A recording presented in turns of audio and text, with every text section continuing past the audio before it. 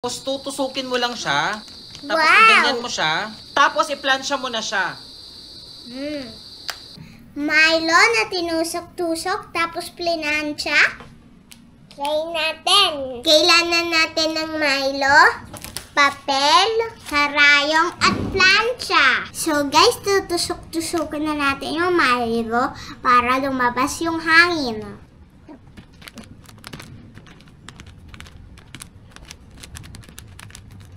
Sa pagplaplansya, nagpatulong kami kay Papa para di kami maspasok. So guys, ito na yung pinatigas nating Milo. Tikman na natin.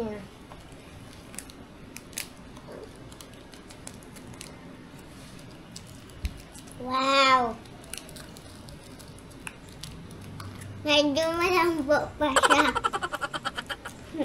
Ang sarap niya. Kaso yung sa gilid masyadong malambot, yung sa gitna matigas.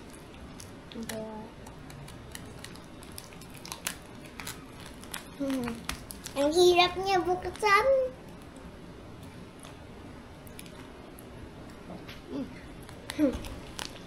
Ang tamis.